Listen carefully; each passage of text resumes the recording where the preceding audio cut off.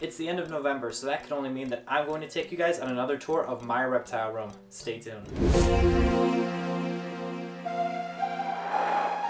My name is Nick Pulaski. Growing up, I have always had a passion for wildlife, and with that passion, along with my passion of filmmaking, I get taken on some amazing adventures creating wildlife content, getting up close with a variety of incredible animals. So come follow along as I pursue my goals of educating, inspiring, exploring, and conserving wildlife, all while having fun, seeing the beauty in our natural world. Alright, so welcome back to another November version of the Reptile Room Tour. So, as you can see, a little bit things over on this side have changed. We have a new friend on this side, and I'm going to get to that one just in a second here. But also, too, we've been kind of just cleaning up a little bit. It's kind of, some people may think that it looks the same, but honestly, if I showed you this closet over here, it still kind of looks chaotic, because eventually down the line, I'm going to probably have to build another rack. But in terms of my ball pythons, they started breeding last week, so I threw the males in with the females on Tuesday, because I normally try to do it the week of Thanksgiving, and I try to watch weather patterns. And I'm going to make a video going a little bit more in depth about that in the coming weeks, definitely soon, just trying to document and show you guys how I do things personally. But we've had some success. I mean, we had success within 2 hours of throwing in the males, and I didn't throw all the males in at once, but I definitely threw a couple in just to test it, because with this new room and everything like that, I wanted to see how everyone was doing, if I needed to, say, like, open the window a little bit more and let more airflow in, more than I normally do, or just what have you. But truthfully, I've been doing some trial and error, and the parameters have been perfect in here. So even when like I walk out of this room and I walk back in, I can tell a definite difference in terms of like temperature as well as the humidity levels in here. They're definitely a little bit on the higher side, but not like too drastically different or anything like that. But ambiently, you can definitely tell, which is perfect. So I have definitely made this into like its own little ecosystem itself in this reptile room, and that's kind of been like a benefit for all these species that I work with, is they all are able to acclimate and work well in this climate. So everyone's been doing well. I'm definitely thinking I'm going to throw like a humidifier in here and stuff like that and boost those levels up, because something that you want to do definitely if you live in a northern climate is probably try to boost those levels up, because as you know, it gets drier in the winter. So here right now it's pretty okay and everything. I don't think there's any concerns, but I think we could definitely bump the levels up a little bit more. And I think we can do that a lot more now because of species that are on this side in particular, meaning like the red-tailed green rat, who's been doing totally fine in here, Rafiki, who's been nearly perfect in here, just a little bit of issues in terms of like shedding. So like the misting system and mistings that I've been doing daily and everything like that haven't been working as well. I know I've been saying that I'm going to be like fixing up this cage a little bit, and I am. Just trying to figure out now a better way where I can do it more efficiently. For the rest of the animals in this room, and I think I figured out that option. So we're definitely going to get a humidifier in here and definitely boost up those levels, because I definitely think in terms of this side of the room, it's going to benefit, but it's going to help throughout the whole room. So normally I also do have luck finding like red-tailed green rat snakes from the people that I do buy from around this time of year, but unfortunately they did not get any in this time. I did not get a girlfriend for the red-tailed green rat snake over here. Totally fine, like I said, I'm not in any rush. That's not going to be an issue. So I didn't put the door up, is long story short. Hold me to it, I'll probably get it done before the end of the year. But that's not what we're talking about today. So we're talking about this room. So in terms of this room, a lot of these guys are kind of chilled out right now, just because a lot of them ate yesterday. But I wanted to take out a couple just to show you guys how they're doing. This gal. So this is the GHI Cinnamon, and she has been perfect. We just had her eat probably a couple days ago, so she has a little bit of bulk to her, but she is growing in size for sure. In terms of her temperament, she is just absolutely such a sweetheart. She will literally not take off the tongs. So what I do is I leave the mouse in there overnight, and by probably 10 minutes in, she will go after it and take it. So very sweet girl, very relaxed, very happy.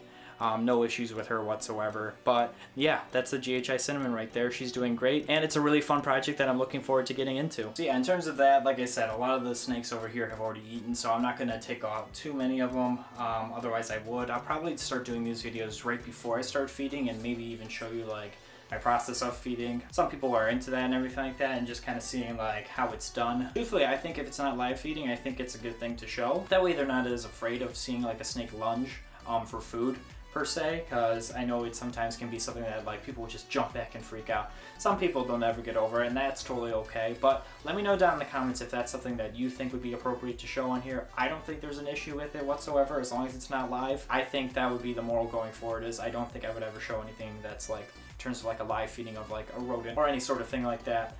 live on YouTube. I don't think that's anything that needs to be done. And regardless too, no one here eats live anyway, so we wouldn't have to worry about that anyway. But onto the project at hand here. As you can see, I have this all set up down here. I have a couple videos that I've already filmed that I'm going to showcase in the future, probably coming out within the next couple of weeks here, showcasing what this is about. And if you had any guesses, you're probably right, it is a tortoise. And I'm just going to cut to the chase here. That being said, it is a tortoise, but such a shy little guy or gal. We don't know the sex yet, very young to determine the sex, but that is right, we have a little baby redfoot tortoise here. As you can see, she's coming up to say hi to you guys. And super adorable face. Very curious. It's very much a good sign that you see these guys just kind of come out and perk up. They do sleep a lot and just kind of relax and hide majority of their time as babies. And that's because 1% of them normally survive in the wild. So in terms of combating that, they will hide until probably about a year into their life when their shell gets hardened, and then they get a little bit more structurally sound and more defensive. This one is just such a treat to work with, and such a character too. Loves food. I have a salad already made up I'm going to show you guys. But yeah, these guys, I've always, like you saw in my prior video, I've always wanted redfoot tortoises or the cherry heads. These guys came up across to me at the one show that I went to recently, the Cleveland show. Almost bought two. I swear I almost did. Oh, now we're peeing. Wonderful. Oh, we're peeing a lot. Great. Luckily it's on the wooden floor, so we don't have to really worry about that. I'll let her do her thing. Just seeing them interact and everything like that, it's totally different than any other reptile I've kept. And this one's definitely getting used to me. I mean, we've had this one for just a very short amount of time here, probably about a week. Yeah, probably about a week now, literally. And I mean, things have been going great. Setting this up, super easy. I have a whole video coming out about that. So before you guys even ask what I did and everything, you'll see it. It's very simplistic because this one's going to grow eventually and then kind of branch out and move up in needing something bigger. And that's totally fine, but very simplistic to start out a baby redfoot tortoise and tortoise in general. And with that being said, it's going to be a slow, steady growth for this one, and I'm really excited to go on this journey and finally own a tortoise. And to teach you guys a little bit about tortoises too along the way. I think that would be a lot of fun. This is going to be the baby redfoot tortoise that we're going to be raising up, and looking for another one around this size too. You definitely want to get them all around the same size so there's no bullying or dominance behavior being shown, just for the well-being of the tortoises in general, so there's no disasters coming into play. But yeah, we'll definitely be looking for another one to go with this one down the line. But for right now, I think this is a perfect start. So right now I'm going to put her in the soapbox and we'll continue on this video. So I have this whole nice array right here that I give her. So what I'll do is I'll throw a little bit of calcium right on top of this salad that I made for them. It's mixed of shredded carrots, collard greens, as well as sliced up blueberries. And she's probably not going to eat it all, and whatever the scraps are, I normally just throw into like my vivarium, and then the isopods will eat them. And I think that's nice too, so I'm not going through any food waste. So I'm going to throw this in here, grab the calcium later. And yeah, I like how this is looking. I think because before it just looked like it was cluttered and it was just full of storage, I like this look. I think this really adds to it. It all worked out in the end. It fits perfectly in there. These are one of the concrete containers you can get at like any hardware store. Like I said, I have a whole video coming out about all that, probably within another week or two. And those two videos will probably be back to back, where they're just going to showcase all about redfoot tortoises and all about redfoot tortoise habitats in terms of like babies and then kind of like as they grow up and everything like that too. So it's going to be really cool. We're going to have two of those videos coming out. But in terms of like this reptile room, like I said, I have the incubator over here, the ball python rack over here. Actually, let me show you guys the rack right now. I can pick you guys up, take you guys on a little journey here, because you guys normally don't get to see this side of things. Let me just refocus right there. But right here we have all the ball pythons. This thing, I have a video of me assembling this probably about, I don't know, probably 7 years ago now, this thing is. And I mean, it's a melamine rack, it's heavy, but it definitely does the job. And it holds everyone perfectly fine. So we've had no issues with that, thankfully. And like I said too, I definitely need to build another rack that I'm also going to go and show you guys how I built that too, because I'm definitely going to have some babies coming this spring that I'm really excited about. But I don't think this, even in the shoebox containers like these guys right here, or what the baby redfoot tortoise is soaking in right now, is going to be enough room in this thing to hold the amount of babies I'm going to have. It may hold a good amount of them, but I'd rather get on the safe side of things and have a little rack over here on this side that I know for sure is going to hold the capacity that I'm going to have. And then over here in this back corner, it's hard to see, but we do also have the incubator for all the eggs. So basically your whole production's in here. My goal is to have everything done autonomously in here. So I have the herb stats. They'll drop down probably within another hour down to 77 degrees just to have a cool off period. Same with the T8s. The temperature won't lower, but the lights will turn off automatically. So I have all of that set on a timer, which has been perfect. The only thing that I have to do now is kind of get the setups where Rafiki and the tortoise and the red-tailed green rat snake, get those more autonomous, because the wires are just kind of thrown around everywhere. It was kind of semi-autonomous at the other place, but I want to make sure that that's all auto too for when I have to go and everything like that. Everything just kind of works its way through if I have like a weekend trip or something like that. That way everything works fine and smoothly, and I don't have to worry about it. So yeah, that's going to be this side of the room. Too, I'm going to start kind of like clipping off and doing like small little clippings of my plants, and I'll probably put like a glow light down here of some sort and throw all the plants that I want to grow right down there, and then throw those in as many vids as I want, or kind of give those away to people. So between this side and this side, I think these are going to be the next projects that we're going to encounter this winter while we're all hunkered down for the winter up here up north. So I think this little one is soaked long enough. So now that she's out of there, I'm going to take you guys down here and I'll show this little guy on the loose. All right. So as you can see, we got the salad all dusted, water bowl right here, and then on our way we go. So what I do is I rip up and I wash like all the ingredients obviously, and then like I'll slice the blueberries. Fruit should be like, I'd say probably about like a 20-ish% of their diet. You don't want too much, but these guys definitely coming from like South America and stuff like that and eating fruits off of like the forest floor that drop. You just don't want too much that can cause problems to their gut as being a little bit of a prominent part of their diet. So yeah, we have the blueberries in there, we have a little bit of shredded carrot, and then we have the collard greens, and then we just kind of throw in a little bit of the calcium dusting in there too. And they just kind of go to town. They get curious, they figure out what they like. Obviously this one's a little young one. They can figure out what they want and what they don't want pretty quickly.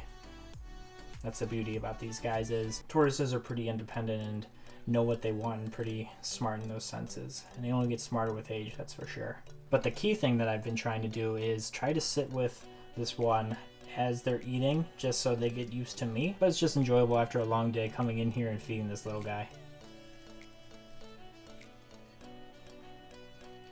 Oh, I think we've had enough for the day. Where are we off to?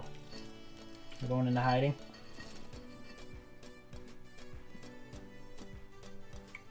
We're doing our thing? Yep. Don't even want to say goodbye first to everyone?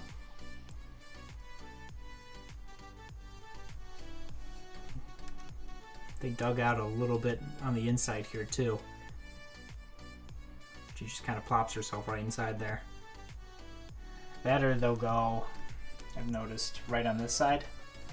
Made a little doorway entrance, which is kind of cool because in the morning I can come in here and check, and I can see them sleeping right on these rocks right over here.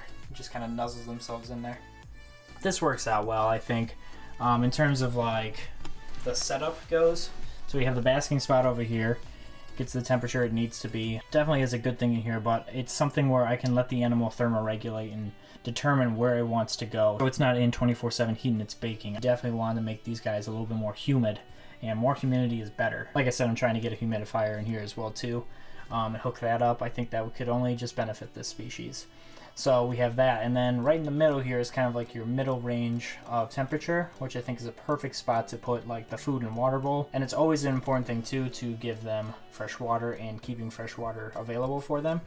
And then over here I just had some extra supplies that I just was like, you know what, getting a cork round like I was considering doing, I think I'm just gonna stick with this. I truthfully like this look a lot more than like a cork round. Now we're turning around, so we're probably gonna get a little bit of a tortoise head. It's dark, but we may get a tortoise over here. Kind of see the head. Every time. They are for sure creatures of habit. And that's what I mean. If you can get them in a good habit of how things work around, they're very adaptable. And that's what makes them so great. So with that being shown off and said, that's basically the update for this month. Stay tuned for the upcoming videos like I said that I was going to post. I have those in the works and those should be out within December. A whole bunch of cool things coming in the new year that I'm going to explain later down the line. But anyways, thank you guys so much for watching today's videos. If you could do me a couple favors, if you could like the video and subscribe to my channel, I would greatly appreciate it, as well as hit the notification bell so you know when I upload, and follow me on social media so you can see this cute tortoise on there as well too. We're going to be posting some cool pictures of him on there too, as well as like all the other animals too, and I'll show you some stuff. I've already started showing it, but I'll show you some of the pictures from like the breeding season as they've commenced and the ball pythons are locking up. I've been trying to show some cool photos from that. And like I said too, let me know down below what you guys thought of this video and what you think of the reptile room so far. I would love to hear your feedback, and what are your plans for your reptile room too. I'd love to hear those too, because it may inspire me of things and suggestions that you guys have. I think I would want to maybe check those out too and kind of help each other out. I think that would be a great thing. Thank you guys again for watching the video, and until next time, I will see you guys soon.